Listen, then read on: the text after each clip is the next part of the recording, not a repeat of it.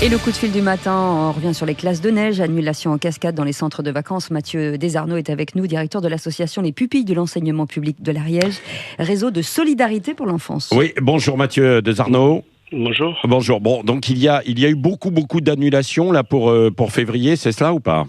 Pour janvier, pour février, ouais, les annulations pleuvent d'une semaine sur l'autre. Oui, c'est quoi ? C'est des séjours pour des classes de neige ? Oui, voilà, c'est ce qu'on appelle séjour pédagogique dans notre jargon.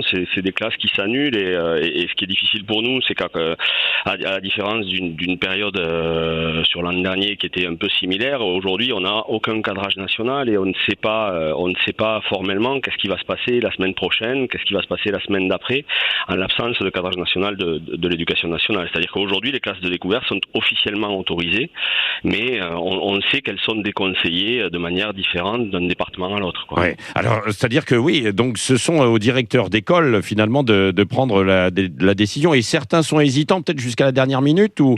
Ben oui, on peut tout à fait comprendre qu'ils le soient, vu le contexte. C'est pas facile aujourd'hui de prendre une telle décision et surtout compte tenu des contraintes qui sont encore une fois mises dans certains départements pour le départ.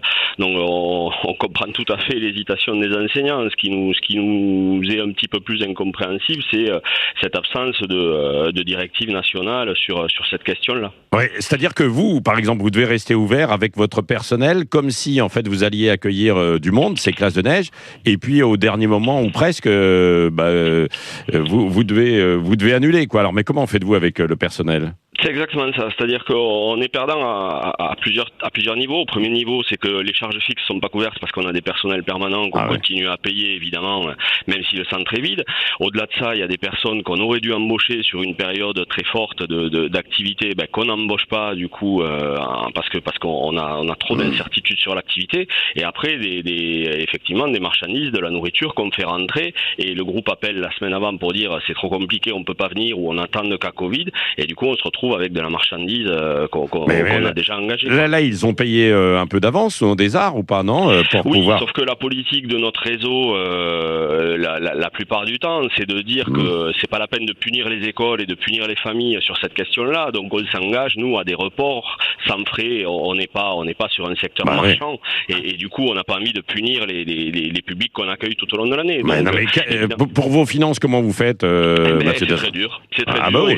Aujourd'hui, il y a 60 à 70% de pertes depuis. On entame la 3e année de difficulté. Les aides qu'on reçoit ne couvrent pas toutes les charges fixes.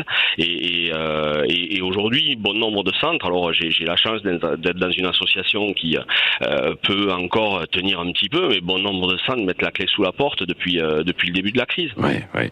Bon, il y a un petit peu d'espoir là avec l'annonce de levée de restrictions progressives là jusqu'à mi-février. Vous avez dû entendre quelque chose que je n'ai pas entendu alors, parce que moi j'ai pas entendu parler de classe découverte hier. C'est vrai. Et le calendrier qu'on nous donne de éventuellement une levée de protocole sanitaire à la rentrée des vacances d'hiver nous laisse à penser que le mois de février sera tout aussi catastrophique que celui de janvier. Donc je suis pas vraiment rassuré. C'est vrai, vous n'êtes pas rassuré quoi, parce que non mais ça n'a pas été très clair en fait à ce niveau-là quoi. On attend en fait des précisions, Mathieu Desarnaud. Ça c'est vrai. Ouais. C'est ça, tout à fait. Bon, merci, bon courage, et on reprendra de vos nouvelles. Bon courage à vous, parce que c'est vrai que c'est pas facile. On ne peut rien prévoir en fait dans ces conditions, quoi. Il faudrait des directives claires. Merci d'avoir été avec nous ce matin sur Sud Radio.